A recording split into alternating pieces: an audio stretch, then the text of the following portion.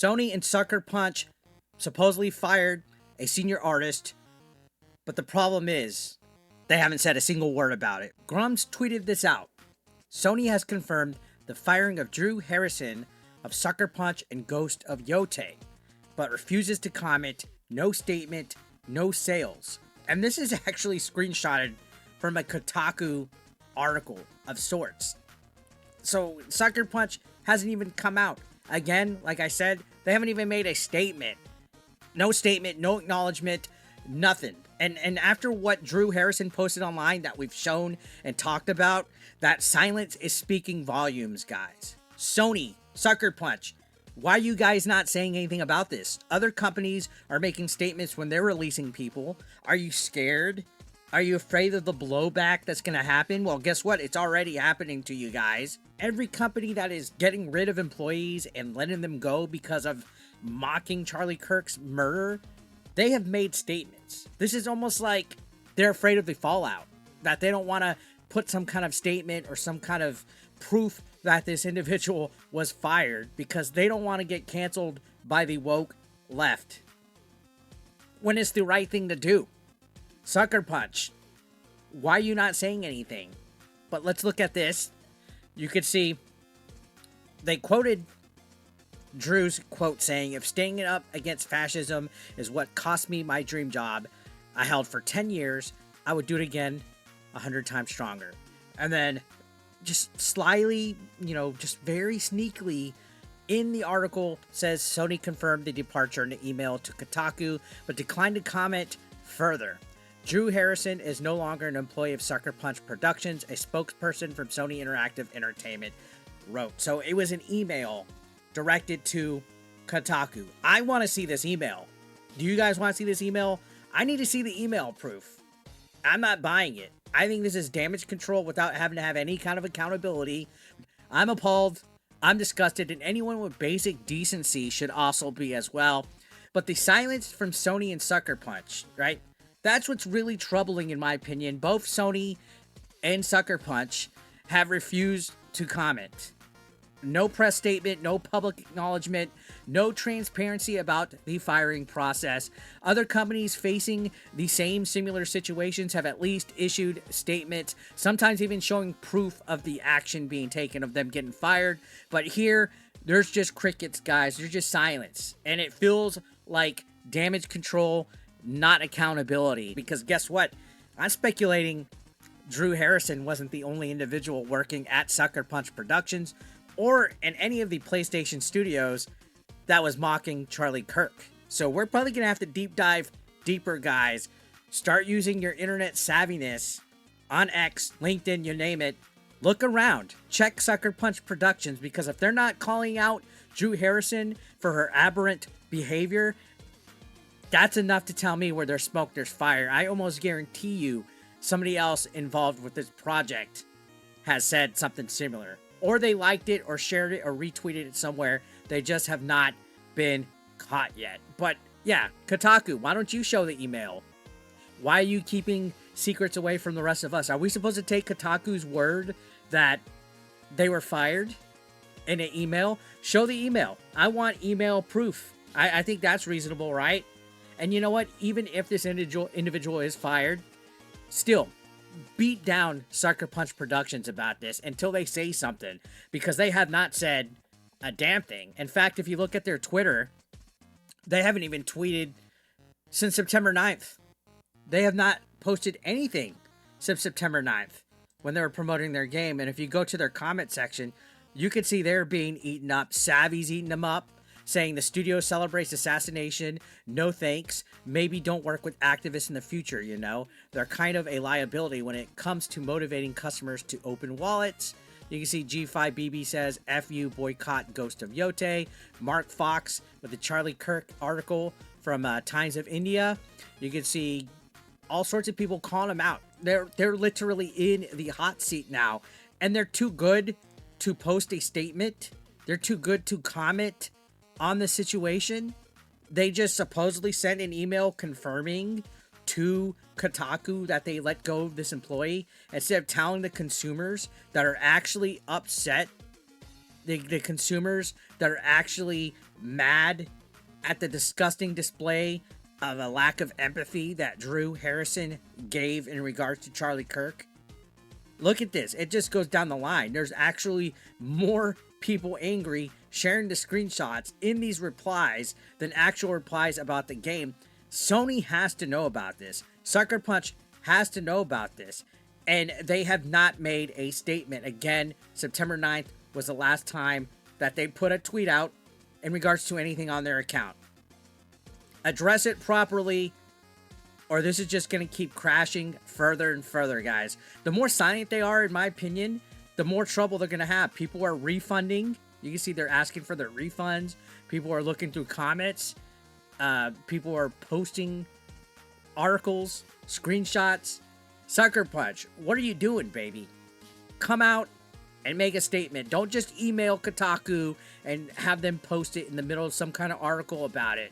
Because this is not enough. This is not enough at all. This is actually pathetic. This is disgusting. This is gross. And it's not enough. Your reputation is tarnished. Your game is tarnished. Everything that you could have hoped, it's going to give you so bad of a backlash now because of this situation. I know there's some people who are saying they could separate the individual that made those comments from the studio, and that's fair. That's your freedom of choice. But trust me, there is enough backlash on this to where people aren't going to forgive and forget. I mean, even looking in Grum's thing right here, the people are asking, why? Show us the email. I don't believe anything a game journalist says. And why should we believe Kotaku at this point?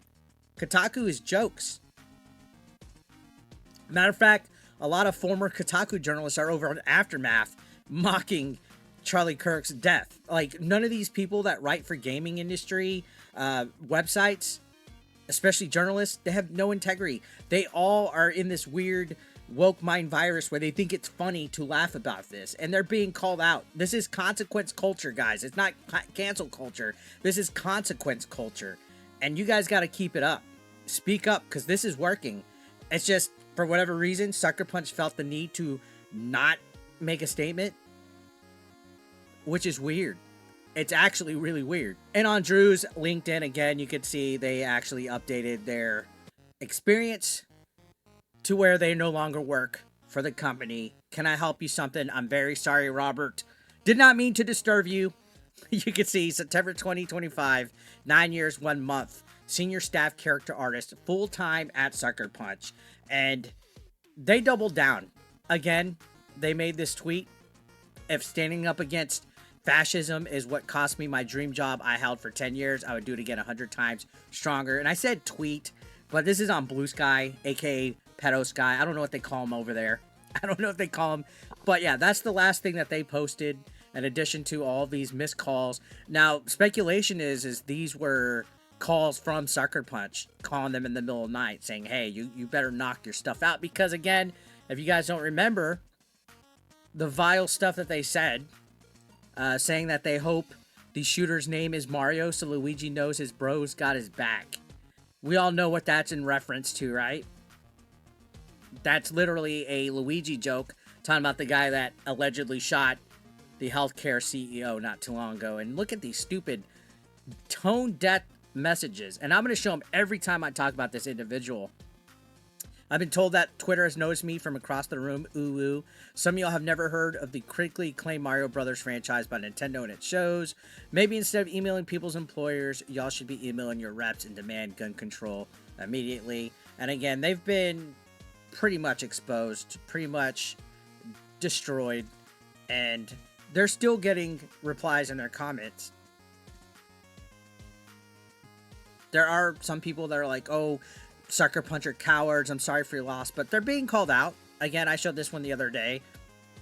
You know, this person thinks they're standing up to fascism by being an asshole, by mocking somebody's death, a family man's death. And if it was the other way around, like I said previously, if this was a left-wing influencer that was brutally assassinated in cold blood, in broad daylight, these people would be playing victim. They would be crying. They would be throwing a very big bitch fit.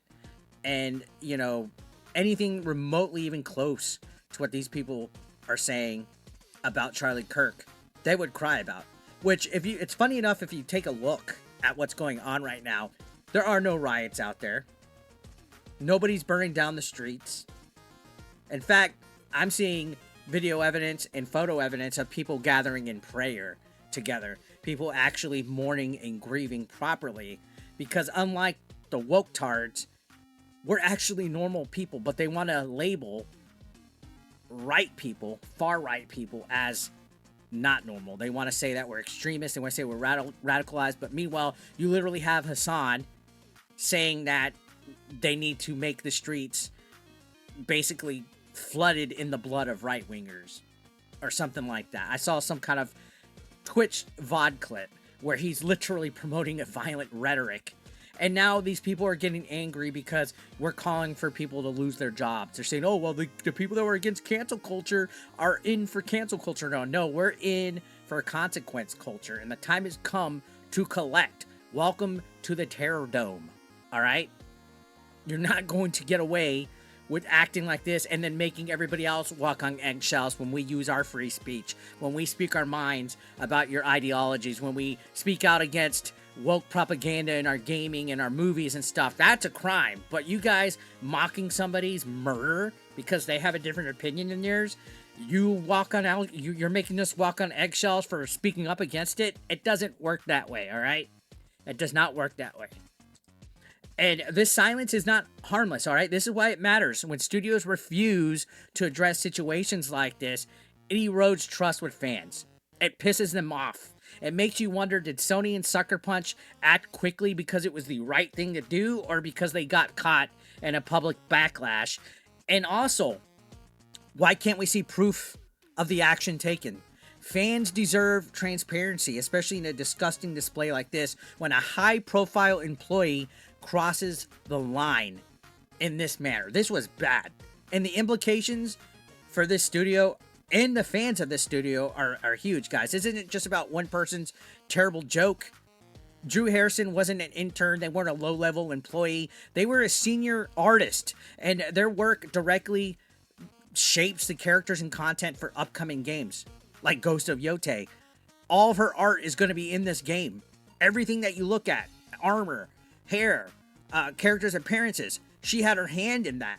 When the company doesn't publicly clarify what's happening, it creates a cloud of doubt, all right, for people who support their games. And frankly, this looks like Sony and Sucker Punch are trying to quietly sweep this under the rug, and it needs to be called out. It needs to absolutely be called out because social media missteps for companies have consequences. Again, consequence culture. Other studios have fired employees and have addressed the public transparently, explaining what happened, why, and with whom. That's accountability. And I applaud any company that's been doing that. That's what builds trust. But here, the silence is deafening. It's almost disgusting, all right? It feels like a PR maneuver rather than a moral stance and standing up for what's right. So, what do you think, guys? Should Sony or Sucker Punch or both release the firing email or an official statement to show proof of action that they're taking this seriously? Or are you one of those that says the silence is enough? Drop your thoughts in the comments, guys. I want to know if fans are willing to accept this quiet handling or if transparency is non-negotiable. And if you like this video, don't forget to hit that like or dislike it. Screw it. And don't forget to subscribe. But yeah, Drew Harrison's comments were vile. Okay? And they were rightly fired. If this is true, if we're led to believe, but the lack of statement from Sucker Punch and Sony raises more questions than answers here. In fact, it pisses me off the longer they're taking, because they still haven't tweeted since the 9th, like we looked at it, until we see proof, right? This feels like damage control. It doesn't feel like any kind of real accountability. And this isn't just a story, like I said, about one employee. It's about a major studio's response to a moral crisis. And that matters to every fan, every supporter, every gamer out there that's watching this closely. And like I said, I think it's because there's more than just Drew at Sucker Punch and Sony that feels like this, and they don't want to expose or have more employees exposed. But guys, I need you guys to do deep dives, take that microscope out, and let's start looking closely. Anyways, I'll see you on the next one. Thank you for watching.